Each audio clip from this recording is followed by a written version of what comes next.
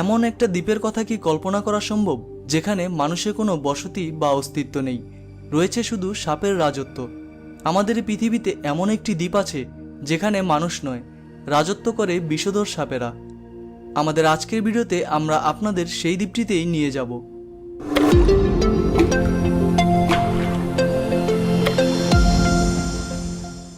গাছগাছালিতে ভরা দ্বীপটির নাম লা দি কুইমাদা গ্রান্দে। নামটা যেমন অদ্ভুত তেমনি রহস্যে মোড়া। দ্বীপটিকে নিয়ে স্থানীয়দের মাঝে বিরাজ করে ভয় আর আতঙ্ক।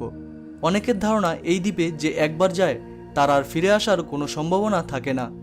এর পেছনের কারণ হলো, একবার এক জেলে সমুদ্রে মাছ ধরতে গিয়েছিলেন, পরে খিদে পাওয়ায় খাবারের খোঁজে দ্বীপটিতে প্রবেশ করেন। পরদিনেই তার রক্তাক্ত দেহ দ্বীপটিতে পাওয়া যায়। এই ঘটনার পর থেকে মানুষের মধ্যে আতঙ্ক আরও বেড়ে যায় এবং ওই দ্বীপে গেলে জীবন্ত কেউ ফেরে না, এই ধারণাটা আরও চেপে বসে সবার মাঝে। প্রচলিত রয়েছে প্রায় 11,000 বছর আগে সমুদ্র উচ্চতার কারণে ব্রাজিল থেকে এই দ্বীপটি বিচ্ছিন্ন হয়ে যায়। একসময় এই দ্বীপে কলা চাষের পরিকল্পনা করা হয়, কিন্তু মাঝপথেই সাপের উপদ্রবে বন্ধ হয়ে যায় কলা চাষ। পরবর্তীতে এই কলা দ্বীপ পরিণত হয় সাপের দ্বীপে। কিন্তু প্রশ্ন হলো, কোথা থেকে এলো এত সাপ? 1 মাইল কিংবা 2 মাইল নয়, দীর্ঘ 20 মাইল জুড়ে এক সাপের দ্বীপ। আর পুরো দ্বীপটি জুড়ে রয়েছে কেবল সাপ আর সাপ। প্রায় 4,000-এর অধিক সাপ রয়েছে এই দ্বীপে। বলা যায় প্রতি 1 বর্গ কিলোমিটারে একটা করে সাপ এখানে পাওয়া যায়। সাপদের স্বর্গরাজ্য দ্বীপটিকে তাই স্নেক আইল্যান্ডও বলা হয়।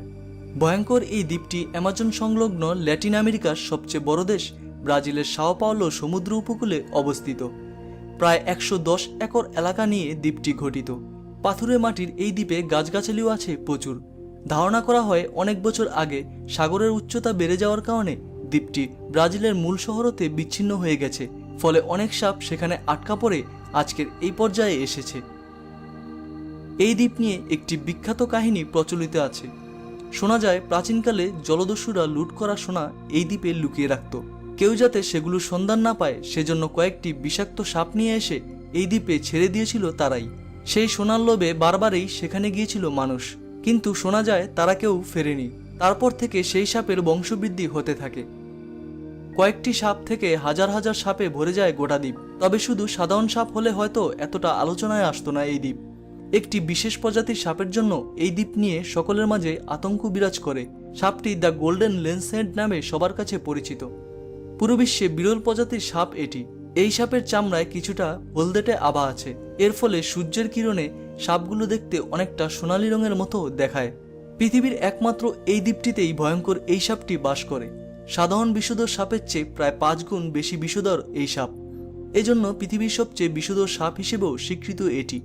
এরা আকাশে উড়ন্ত পাখিকে ছো মেরে মুহূর্তে বিষের সাহায্যে নিস্তেজ করে দিতে পারে। এমনকি ক্ষুধা মেটাতে অন্য প্রাণী তো বটেই, নিজ প্রজাতি ছাড়া অন্য প্রজাতির সাপও গিলে ফেলে। উত্তর ও দক্ষিণ আমেরিকার অধিকাংশ মানুষের মৃত্যুর কারণ এই বিষধর সাপ। শুনতে অবাক লাগলেও সত্যি যে এদের বিষ এতই ভয়ানক যে মানুষের মাংসকে মুহূর্তে গলিয়ে ফেলতে পারে। সাধারণত এই সাপের বিষ মানুষের শরীরে প্রবেশ করার মাত্র 30 মিনিটের মধ্যেই মানুষটি মারা যায়। এই বিষের তেমন কোনো কার্যকরী প্রতিষেধকও নেই। এই সাপের প্রধান খাদ্য হচ্ছে দ্বীপে আসা পাখিরা, কিন্তু শিকারের সন্ধান পাওয়া এখানে খুব একটা সহজ নয়। বিশ্রামের জন্য যেসব অতিথি পাখিরা এই দ্বীপে এসে গাছের ডালে বসে, তাদের ধরতেই সাপদের এই গাছে ওঠা শেখা। খুব সতর্কে সাপগুলোর পাখি শিকার করতে হয়। একটু শব্দ হলেই শিকার মিস হয়ে যায়, আর একবার শিকার মিস হয়ে গেলে এই দ্বীপে আরেকটি শিকার পাওয়া খুব কষ্টসাধ্য। ব্রাজিলের নৌবাহিনীর আদেশক্রমে 1920 সাল থেকে এই জঙ্গলে সাধারণ মানুষের প্রবেশ পুরোপুরি নিষিদ্ধ। মূলত জনগণের নিরাপত্তার জন্য এমন সিদ্ধান্ত। তবে গবেষণার কারণে বা বিশেষ কোনো বৈধ উদ্দেশ্যে নৌবাহিনীর কাছ থেকে অনুমতি সাপেক্ষে নির্দিষ্ট সময়ের জন্য যাওয়া যেতে পারে এই দ্বীপে, কিন্তু সেটাও মোটেও সহজ কাজ নয়, কেননা কোনো সাধারণ নৌকা সেখানে যেতে রাজি হয় না। দ্বীপটিতে যেতে প্রায় 5 থেকে 6 ঘন্টা সময় লাগে। তাই কেউ সাপের কামড় খেয়ে তীরে পৌঁছে তার আর বাঁচার সম্ভাবনা নেই বললেই চলে। দ্বীপটিতে মানুষের উপর সাপদের আক্রমণ নিয়ে কিছু কাহিনী প্রচলিত রয়েছে। তার একটি হলো, একবার এক জেলে না বুঝে ঢুকে পড়েছিল ওই সাপের দ্বীপে। দূর থেকে থোকায় থোকায় কলা দেখেছিল জেলেটি, কিন্তু কলা আনতে গিয়ে সাপের ছোবল খেয়ে কোনো রকমে নিজের নৌকায় এসে উঠতে পেরেছিল। কয়েকদিন পরেই সেই জেলেকে মৃত অবস্থায় পাওয়া যায়। প্রচুর রক্তপাত হয়েছিল তার শরীর থেকে।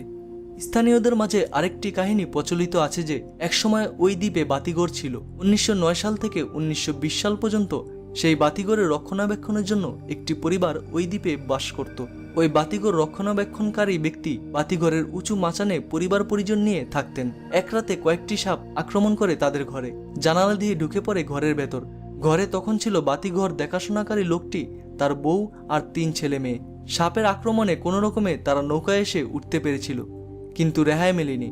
সাপেরা তাদের তাড়া করেছিল, গাছের উঁচু ডালে উঠে বিষ ছুঁড়ে মেরেছিল তাদের দিকে। তারপর ব্রাজিলের উপকূলে পৌঁছানোর আগেই তাদের মৃত্যু হয়। এমন বিষাক্ত দ্বীপে এরপর থেকে আর কোনো মানুষ থাকে না। ধারণা করা হয়ে থাকে এখানে 2000-এর উপর গোল্ডেন ল্যান্সহেড রয়েছে এবং দিন দিন এর সংখ্যা বেড়েই চলেছে। কিন্তু বিজ্ঞানী মার্সেলোর মতে এখানে সাপের সংখ্যা দিন দিন কমেই চলছে। বিগত 15 বছরে প্রায় 15% সাপ কমেছে। মূলত চোরাচালানকারীদের জন্যই সাপের সংখ্যা কমে চলছে এই দ্বীপে। নিষেধাজ্ঞা থাকা সত্ত্বেও চুপিসারে চোরাচালানকারীরা এই দ্বীপে হানা দেয়।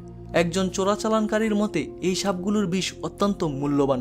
কালোবাজারে এক একটি গোল্ডেন স্নেকের বিষ 15 থেকে 20 লাখ টাকা পর্যন্ত বিক্রি হয়ে থাকে। বর্তমানে এই দ্বীপটি জীববিজ্ঞানী এবং গবেষকদের জন্য একটি জীবন্ত পরীক্ষাগার। বিজ্ঞানী ও গবেষকরা নিরলস চেষ্টা করে যাচ্ছেন দ্বীপের সবচেয়ে বিষাক্ত সাপ গোল্ডেন ল্যান্সহেডের বিষ থেকে অন্য রোগের প্রতিষেধক তৈরি করতে।